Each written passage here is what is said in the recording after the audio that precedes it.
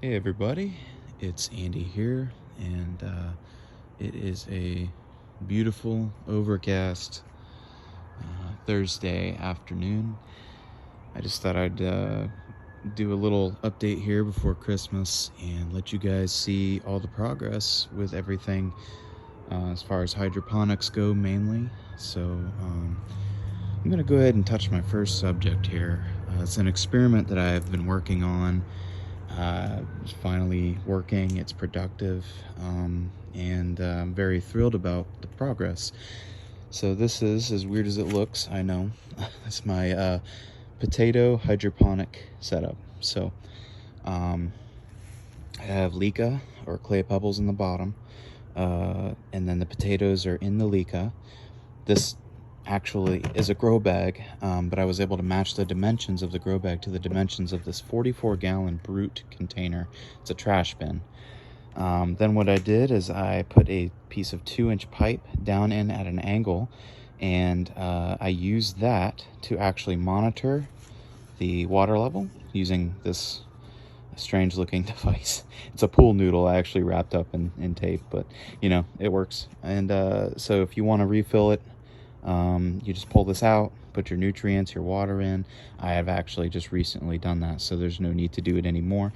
This is fantastic, and my plans for the future for this guy is I'm going to take some tomatoes, probably some suckers, and I'm going to remove this guy, just the stem right here, and I'm going to splice or graft the tomato to this guy. I'm probably going to do it to all of them, different varieties. So what we're going to have are tomatoes growing up top, above, and then potatoes down below. And my hope is that I'll be able to dig down a little bit into the clay pebbles and just pull a few potatoes at a time, because this is really easy medium. You can move it around, you know, whatever you need to do. So the good news is I think this is going to work. I think it's going to continue to be successful, and if not, I'll just keep, you know, trying. I went ahead and put a little tomato tower in here just because I know I'm going to need it. It's going to help support the potatoes for now and the tomatoes later once they start growing. Varieties, I'm not sure what I'm going to do yet. I have been very impressed with the Baker's Creek Berries Crazy Cherry. I'm already doing a bunch of paste tomatoes and slicers over here, so I've got lots of suckers I can choose from. I've got a couple more indoors that I also have that I may end up bringing out here. I think I've got an opalka still, which is a sauce canning tomato. I think there was one other, but regardless, yeah, I just wanted to share this with you guys.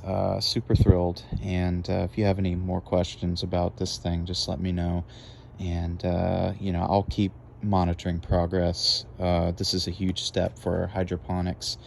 There are other ways hydroponics have been done. I've watched Dr. Kratky's videos, and he has some really nice methods I recommend you watch if you ever have interest. But this was kind of just an idea of mine, kind of from scratch, just from watching a lot of different videos and illustrations on principles. So at the end of the day, you know, I'll just keep posting updates, and especially come harvest time, grafting time, and yeah, we'll see how that goes. Again, this is my green stalk strawberry tower.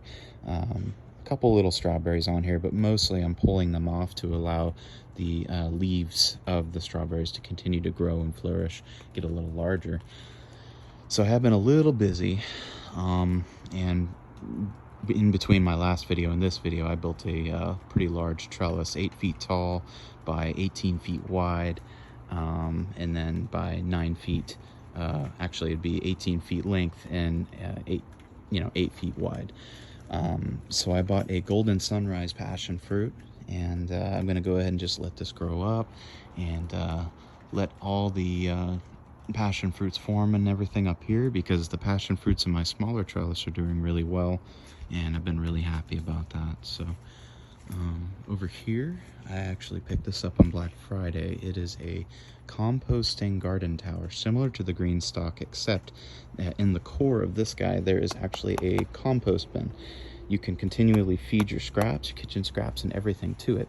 And the beauty is it continues to feed your plants, and you also get compost tea below. And again, compost tea it could be something that I could use for all my hydroponic applications on top of everything else. So all that money I've been spending on MaxiGrow, Master Blend, all those fancy water soluble materials for fertilizing, I could potentially get out of here as long as my ratio up here is fine. So you got to make sure you have your proper amounts of browns, greens, wood fire ashes. I picked up a fire pit, and I do wood fire pizzas or burgers or steaks, and then when I'm done, I take some of that and I put it in here.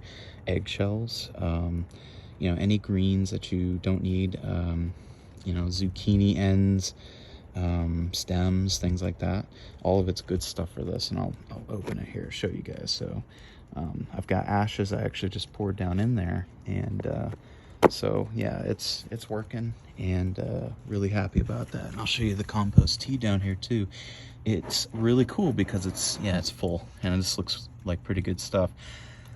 There's a mesh screen right here that will not allow solids to pass through, so you get pure and nice compost tea, and you can pour it in there. Now the goal is to make sure I have a good ratio of everything, so that this compost tea is all I would need to fill, say, my Kratky containers. This is my tortoise enclosure. I have 2 redfoots and 1 sulcata, and so I use some of these containers to also feed them. Got some blue, I think it's blue scotch or something, curly kale, and then I'm doing a test with a round zucchini. I forget the exact name, but they are one of my favorites. I just saw one. Yep, there it is. So there's a female right there, actually. And so yeah, looking like we'll get some zucchinis in the future here. And then I just started another one. The tortoises really seem to love that kale. Actually, it does taste pretty good. It's not bitter, so I'm going to be growing more of it. And I also picked up some purple kale. I've heard it's not too bad too, so just gotta try and keep them happy, Here's one of my racks of bananas here that I'm letting ripen, and it looks like it's getting there, on its way. So but anyways, yeah, so moving on, the other thing I wanted to show you all was the tomato progress. I'm super happy. I have no complaints. If you look at my last video, these were tiny. I'm thrilled. The ratio, these are 27-gallon totes, so I do about 7 tablespoons of MaxiGrow, and it lasts about 2 months, although it's been about a month, and I actually added some MaxiGrow Bloom, which is almost like the Master Blend, as it focuses more on the phosphorus aspect, so you get more blooms.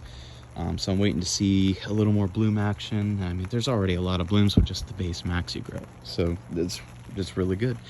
As you can see here, I've got Candyland tomatoes, and they're amazing. Like this guy right here, he's ripe. He's actually skin's a little cracked, so I'm gonna go ahead and just pop it in my mouth. And yeah, very tasty, very sweet. I recommend it. So over here we have a Amish paste, and I believe, there we go, Amish paste. Several of them growing. I think this one is also Amish paste. Look at that cluster. Happy and healthy as can be. Here's mortgage lifters. Over here we have Opalka.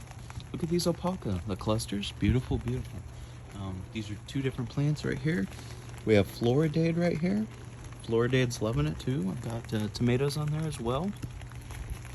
And then I've got my eggplant over my trellis here. It's doing pretty good as well.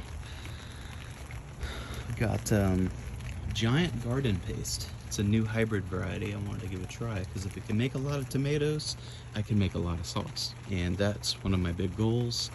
I think I mentioned that on another video, and this one's looking really nice. I think as long as the taste is good, I'm going to continue to grow this guy.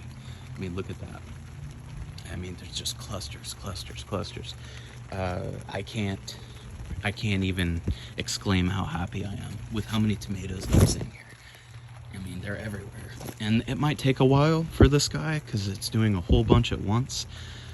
This one I'm letting go multi-liter, which is known as when you have tomatoes, you have branches that come out at a 90-degree angle. It's called sun leaves. And then you also have what are called suckers, and they come out at a 45-degree angle from the main stem, which goes up.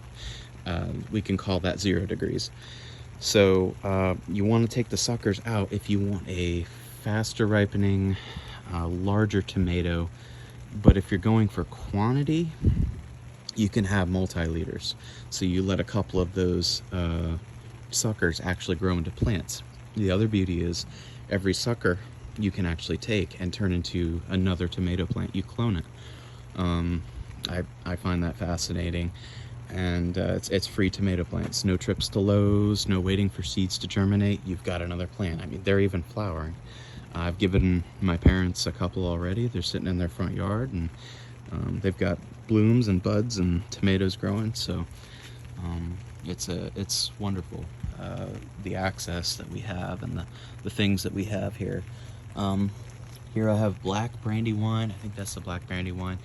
It's been my most odd tomato. It's a very large leaf variety, and it's also got some kind of issue I've never really seen before. The leaves are kind of blackening a little bit. It might have been nutrients, because the new growth looks like it might be starting to fix itself. So I'm not sure, but I think this one is a Cherokee Purple. I've got a couple Cherokee Purples because I am a big personal fan of them. Got Cherokee Purples here as well. This was a Mega Bloom, so I'm hoping it's going to probably be some large deformed looking Cherokee Purple, but it'll go great on a BLT, right?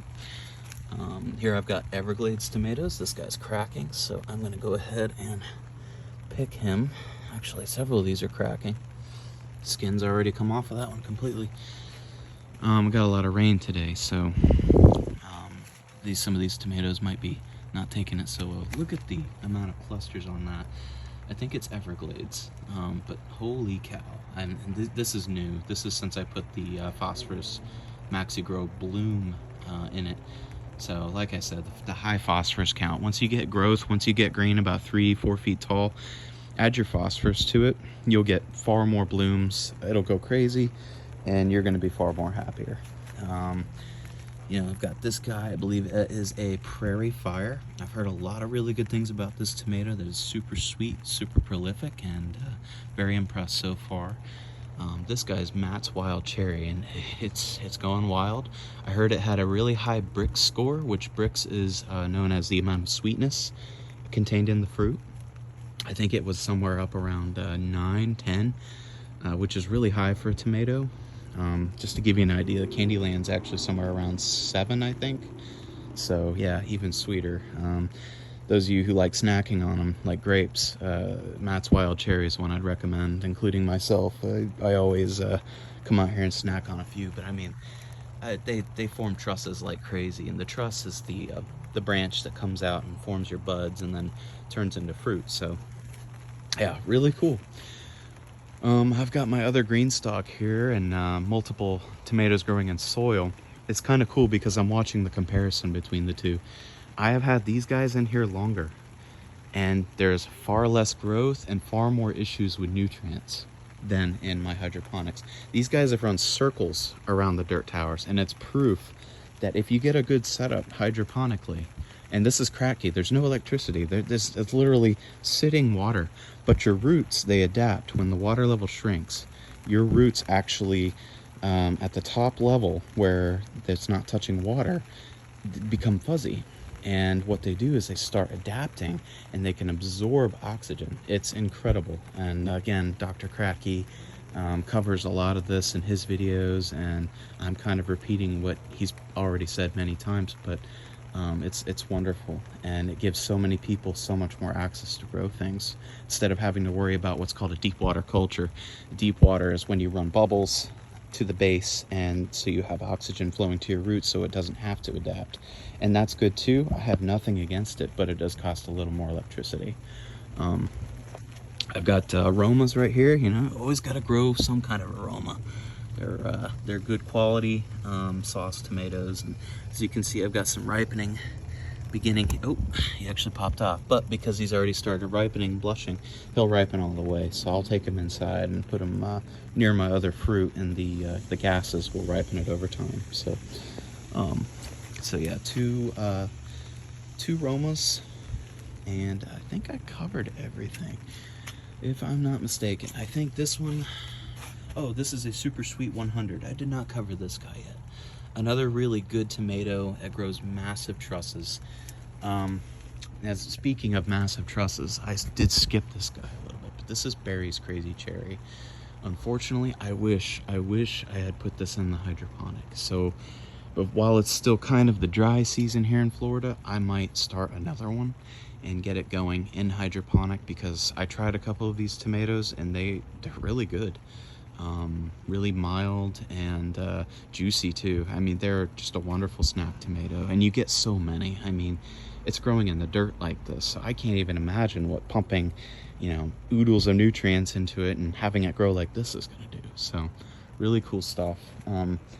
Also working on my indoor enclosure right now. I'm building a grow light that I can, well, not grow light, but a grow light stand that I can actually place over my totes indoors, and hover some lights over the top a little closer. I'm going to do some eggplants inside. I'm going to do some cucumbers for a cucumber challenge on my one of my groups, and yeah, should be fun. Here's my smaller passion fruit trellis. I just thought I'd show you real quick since I mentioned it earlier. There's one.